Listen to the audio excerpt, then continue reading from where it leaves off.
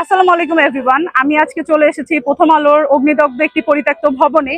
এই ভবনে শিল্পী মাহবুবুর রহমান বিভিন্ন ধরনের ছবি এরপর ভিডিওর মাধ্যমে তার কিছু শিল্প প্রদর্শনী তুলে ধরেছে। চলো আজকের এই শিল্প প্রদর্শনীটা তোমাদের সাথে শেয়ার করি।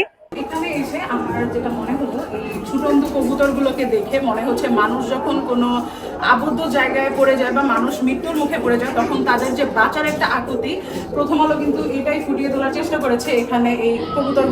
এই ভিডিওটির মাধ্যমে প্রথম আলো যেটা বোঝাতে চেয়েছেন, তাদের অফিসে একদম অগ্নিকাণ্ড থেকে শুরু করে বা তাদের উপরে যে অ্যাটাক করা হয়েছে, মানুষের বাঁচার আকুতি, এই সব কিছুই হচ্ছে ওভারঅল এই ভিডিওটার মধ্যে শো করা হয়েছে। এটাই মূলত আমি এই ভিডিও ক্লিপটি দেখে বুঝেছিলাম।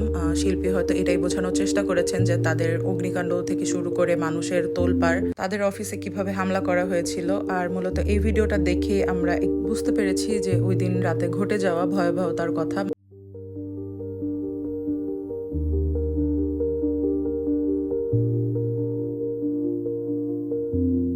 অডিও রেকর্ডটি শুনে আমার যেটা মনে হচ্ছে যে এই প্রথম আলোর যেদিন ইনসিডেন্টটা হয়েছিল, এটার ভিতরে যে লোকটি বা ব্যক্তিটি আটকা পড়েছিল, তার ভয়াবহ যে এক্সপিরিয়েন্স ছিল, সে হচ্ছে সবার সাথে শেয়ার করেছে বেঁচে ফেরার পরে।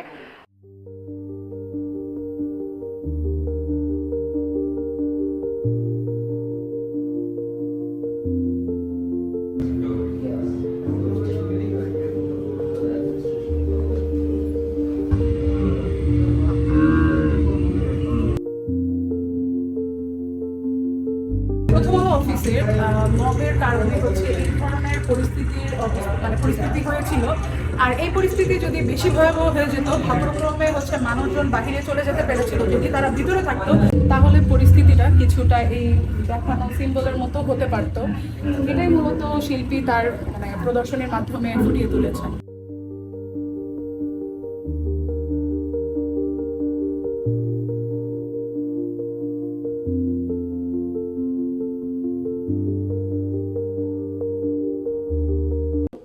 আমি এখন আছি মিস কালার একদম সর্বশেষ ফুটেজটিতে, যেটাকে আমি দেখতে পারলাম যে এখানে একজন লোক তার একটি দুঃখের ঘটনাকে বর্ণনা করছে, তার মায়ের দেওয়া শেষ স্মৃতি, যেটা কিনা তিনি তার কর্মস্থলে রেগুলার রেখে যেতেন। কিন্তু যেদিন হচ্ছে এই ইনসিডেন্টটা ঘটে বা অগ্নিকাণ্ডটা হয়, এর পরবর্তীকালে সে এসে দেখেন যে তার মায়ের স্মৃতিটাও নষ্ট হয়ে গিয়েছে।